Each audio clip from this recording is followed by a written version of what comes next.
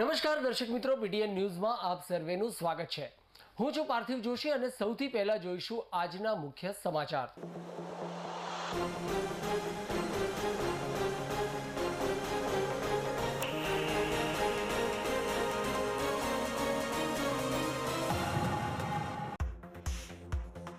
બેતાલીસ લેવા પાટીદાર યુવા અને મહિલા સંગઠન 10 વર્ષ પૂર્ણ થતા ઉજવી રહી છે દશાબ્દી મહોત્સવ। ગર્ભાશયના મુખના કેન્સરથી થતા મરણને અટકાવવા પાટીદાર યુવા સંગઠને કર્યા પ્રયાસો। તો આ કેમ્પમાં 9 થી 14 વર્ષની 600 થી વધુ કિશોરીઓએ ગર્ભાશયના મુખના કેન્સરની લીધી પ્રતિરોધક રસી।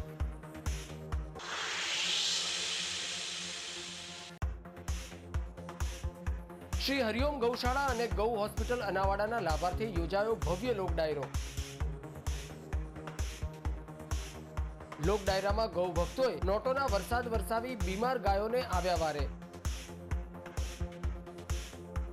તો બ્રિજ, રાજદાન ગઢવી, કિંજલ દવે અને ગીતાબેન રબારી મોડી રાત સુધી ગૌ ભક્તોને કરાવી મોજ। તો હવે જોઈશું આજના સમાચાર વિગતવાર।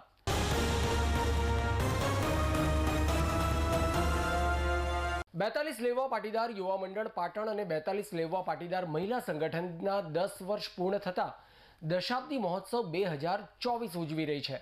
ત્યારે સમાજ તંદુરસ્ત રહે અને તે માટે 42 લેવા પાટીદાર યુવા મંડળ દ્વારા પ્રયાસો પણ કરવામાં આવ્યા હતા। ત્યારે ગર્ભાશયના મુખના કેન્સરથી થતા મરણને અટકાવી શકાય અને સમાજમાં ગર્ભાશયના મુખના કેન્સરની જાગૃતિ આવે તેવા શુભ આશયથી મેગા સર્વાઇકલ કેન્સર પ્રતિરોધક રસીકરણ અને સ્ક્રીનિંગ કેમ્પનું આયોજન ગોલાપુર ખાતે કરવામાં આવ્યું હતું। આ કેમ્પમાં 9 થી 14 વર્ષની 600 થી વધુ કિશોરીઓએ ગર્ભાશયના મુખના કેન્સરની પ્રતિરોધક રસી લઈ તંદુરસ્ત સમાજનું નિર્માણ કર્યું હતું। તો 2300 થી વધુ પાટીદાર સમાજની મહિલાઓએ સ્ક્રીનિંગ કેમ્પમાં ભાગ લીધો હતો। તો આ કેમ્પના સ્થળે મેગા સર્વાઇકલનો સેલ્ફી પોઈન્ટ રખાતા મોટી સંખ્યામાં કિશોરીઓએ ગર્ભાશયના મુખના કેન્સર પ્રતિરોધક રસી લીધા બાદ સેલ્ફી પોઈન્ટ પર સેલ્ફી લઈ આ રસીકરણને યાદગાર બનાવવાના પ્રયાસો પણ હાથ ધર્યા હતા।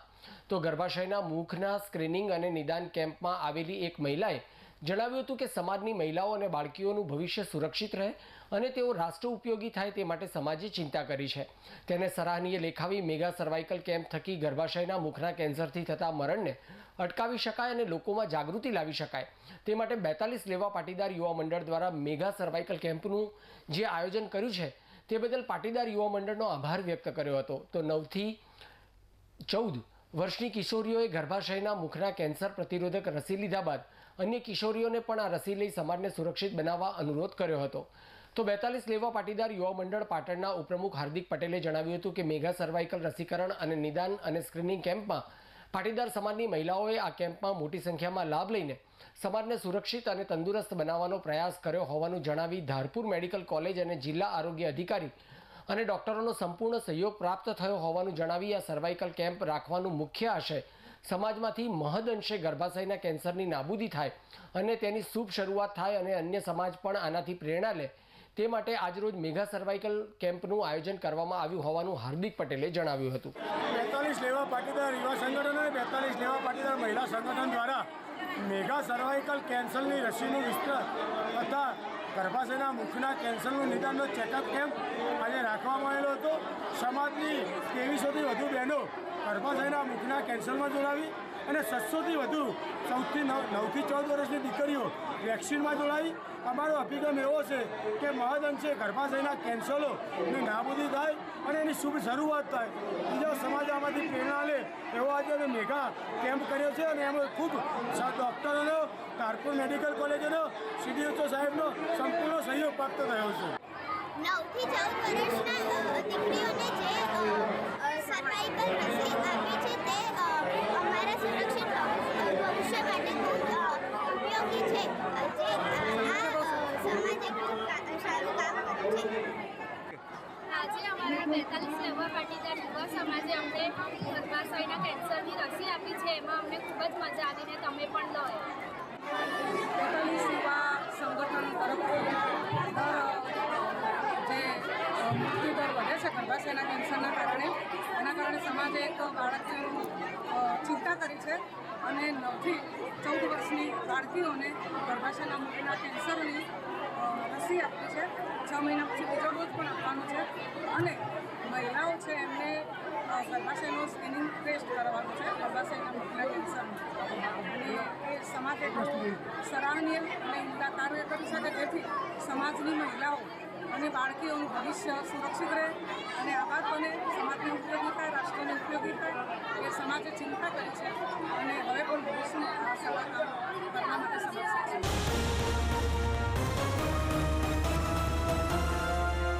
પુરાતત્વ અને સંગ્રહાલય ખાતું, રમતગમત અને યુવા સાંસ્કૃતિક પ્રવૃત્તિઓ વિભાગ દ્વારા 18 મે આંતરરાષ્ટ્રીય સંગ્રહાલય દિવસ નિમિત્તે શ્રી સ્થળ સંગ્રહાલય ખાતે વિવિધ પ્રકારના કાર્યક્રમો યોજવામાં આવ્યા હતા. શ્રી સ્થળ સંગ્રહાલય સિદ્ધપુર ખાતે આંતરરાષ્ટ્રીય સંગ્રહાલય દિવસની ઉજવણીના અવસરે લુપ્ત થતી કલાને દર્શાવવા માટે ચરખાશોના વર્કશોપનું આયોજન કરવામાં આવ્યું હતું, જેમાં સંગ્રહાલયના મુલાકાતી અને બાળકોએ ભાગ લીધો હતો. શ્રી સ્થળ સંગ્રહાલય ખાતે વિશેષ રૂપે બાળકોના મનોરંજન માટે ઊંટગાડીની સવારીનું આયોજન તેમજ બાળકો માટે લીંબુ ચમચી, કોથળા દોડ, સંગીત ખુરશી જેવી રમતોનું આયોજન કરવામાં આવ્યું હતું. આ પ્રસંગે મુલાકાતીઓ, બાળકો, વાલીઓ તથા આજુબાજુના સ્થાનિક લોકો કાર્યક્રમમાં જોડાયા હતા.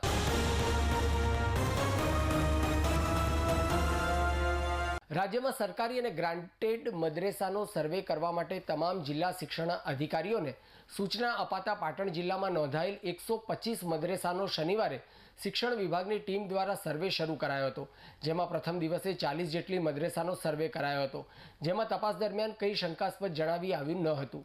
પાટણમાં સરકારના આદેશ મુજબ જ જિલ્લા પ્રાથમિક અને માધ્યમિક શિક્ષણ વિભાગની સંયુક્ત ટીમ દ્વારા નોંધાયેલ સરકારી અને ગ્રાન્ટેડ 125 મદ્રેસાની યાદી આધારિત સર્વે કરવા 48 શિક્ષકોની ટીમ બનાવી કામે લગાડી હતી. ટીમ દ્વારા યાદીમાં નામવાળા મદ્રેસા સ્થળો પર જઈ મદ્રેસાનું સંચાલન કરનારી વ્યક્તિનું નામ, ટ્રસ્ટનું નામ, મંજૂરી, મકાનની વિગતો, અભ્યાસ માટેનો સમય, બાળકોની માહિતી સહિતના મુદ્દાઓ અંગે તપાસ કરી સર્વે કર્યો હતો. મુખ્યત્વે મદ્રેસામાં બિન મુસ્લિમ બાળકો આવે છે કે કેમ, સાથે આ બાળકો ધર્મ ઉપરાંત શાળામાં શિક્ષણ મેળવે છે કે કેમ, બંને પાસાઓ અંગે પણ તપાસ કરી હતી. પ્રથમ દિવસે પાટણ, સરસ્વતી, ચાણસ્મા, સિદ્ધપુર, શંખેશ્વરમાં અંદાજે 40 જેટલા મદ્રેસામાં સ્થળ મુલાકાત લઈ ટીમે રિપોર્ટ તૈયાર કરી શિક્ષણ અધિકારીને સુપ્રત કર્યો હતો. સર્વે પૂર્ણ કરી તમામ મદ્રેસાનો સર્વે રિપોર્ટ જિલ્લા શિક્ષણ વિભાગ દ્વારા સરકારમાં મોકલી અપાશે.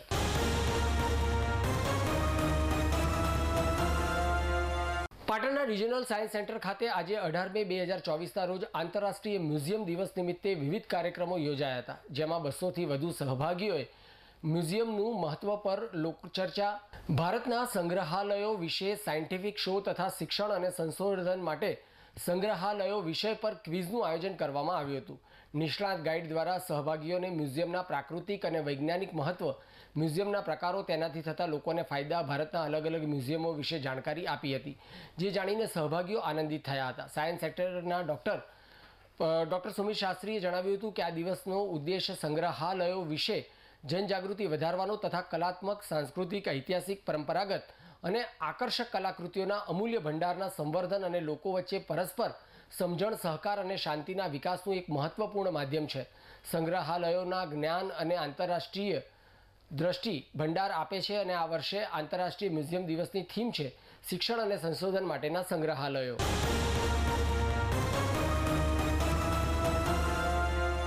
સંત શિરોમણી પરમ પૂજ્ય સંત શ્રી સદારામ બાપાની 5મી પુણ્યતિથિ અને પ્રથમ વાર્ષિક પાટોત્સવની આજે ટોટાણા ધામ ખાતે ધર્મ, ભક્તિ અને શ્રદ્ધાના માહોલમાં ધામધૂમથી ઉજવણી કરવામાં આવી રહી છે.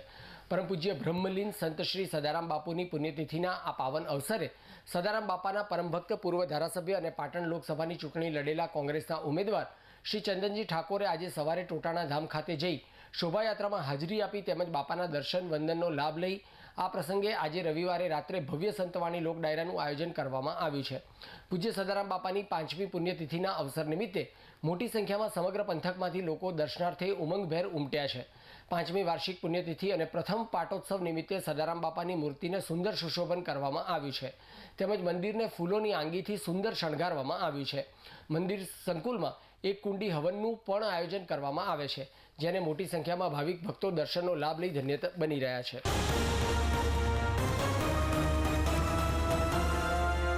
બીમાર દેશી ગૌ માતાની દેવભાવથી સેવા કરતી શ્રી હરિઓમ ગૌશાળા અને ગૌ હોસ્પિટલ અનાવાડાના લાભાર્થે અંબાજી નેડિયામાં આવેલા સૈલજા બંગલોઝ પાસે આવેલા ક્રિકેટ મેદાન ખાતે ભવ્ય લોક ડાયરાનું આયોજન એક શામ ગૌ માતા કે નામ કરવામાં આવ્યું હતું.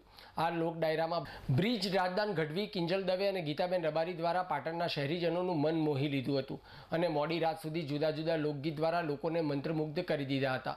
તો હરિઓમ ગૌશાળાના લાભાર્થી યોજાયેલા લોક ડાયરામાં ગૌ પ્રેમીઓએ ડાયરામાં નોટોનો વરસાદ વરસાવી બીમાર દેશી ગૌ માતાને વારે ગૌ ભક્તો આવ્યા હતા. તો અનાવાડા શ્રી હરિઓમ ગૌશાળાના લાભાર્થી યોજાયેલ ભવ્ય લોક ડાયરામાં મોટી સંખ્યામાં ગૌ ભક્તો દૂર દૂરથી લોક ડાયરાની મોજ માણવા આવી પહોંચ્યા હતા અને મોડી રાત સુધી કિંજલ દવે, ગીતાબેન રબારી અને બ્રિજ રાજદાન ગઢવીએ ને સાંભળી મંત્રમુગ્ધ બની ગયા હતા.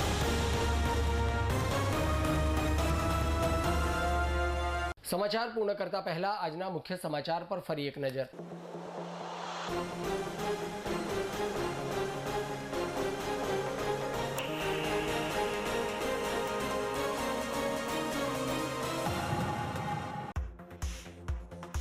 બેતાલીસ લેવા પાટીદાર યુવા અને મહિલા સંગઠન 10 વર્ષ પૂર્ણ થતા ઉજવી રહી છે દશાબ્દી મહોત્સવ. ગર્ભાશયના મુખના કેન્સરથી થતા મરણને અટકાવવા પાટીદાર યુવા સંગઠને કર્યા પ્રયાસો. તો આ કેમ્પમાં 9 થી 14 વર્ષની 600 થી વધુ કિશોરીઓએ ગર્ભાશયના મુખના કેન્સરની લીધી પ્રતિરોધક રસી.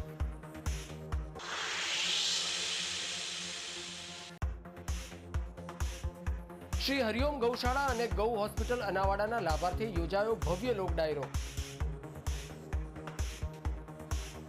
લોક ડાયરામાં ગૌ ભક્તોએ નોટોના વરસાદ વરસાવી બીમાર ગાયોને આવ્યા વારે. તો બ્રિજ રાજદાન ગઢવી, કિંજલ દવે અને ગીતાબેન રબારી મોડી રાત સુધી ગૌ ભક્તોને કરાવી મોજ. તો આ સાથે આજનું સમાચાર બુલેટિન સમાપ્ત કરીએ છીએ. મને રજા આપશો. ધન્યવાદ.